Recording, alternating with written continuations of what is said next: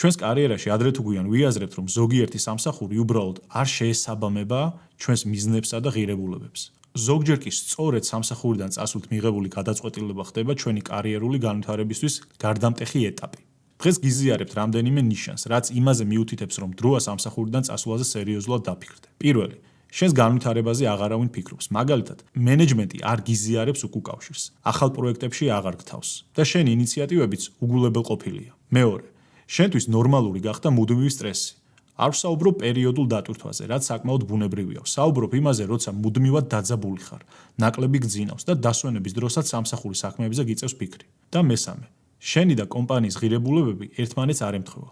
მაგალითად, შენთვის მნიშვნელოვანია გახსნილი კომუნიკაცია და თანასწორობა, მაგრამ სამსახურში გარემო დაძაბული და ჩაკეტილია. გადაწყვეტილებები ხშირად მიიღება კულისებში და არა ღია დიალოგით. არაფორმალური წესები და ურთიერთობები კი ხშირად გადაწონის ოფიციალურ სტრუქტურას და პროცესებს, რაც ბუნებრივად ქმნის განცდას, რომ ეს გარემო შენს ღირებულებებს არ შეესაბამება.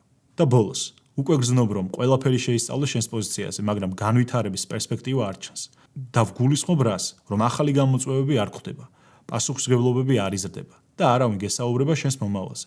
თუ მსგავსი სიტუაცია უკვე თვეები გრძელდება და არც რაიმე აქვს შენს კომპანიას და მენეჯმენტს გეგმაში, ეს სერიოზული სიგნალია, რომ შენს განვითარებას არავინ ისახავს პრიორიტეტად და დროა დატოვო კომპანია.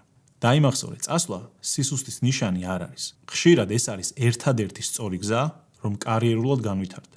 მეტი ამგვარი ინფორმაციის მისაღებად მოიწონე ვიდეო და გამოიწერე ჩემი გვერდი. დიდი მადლობა.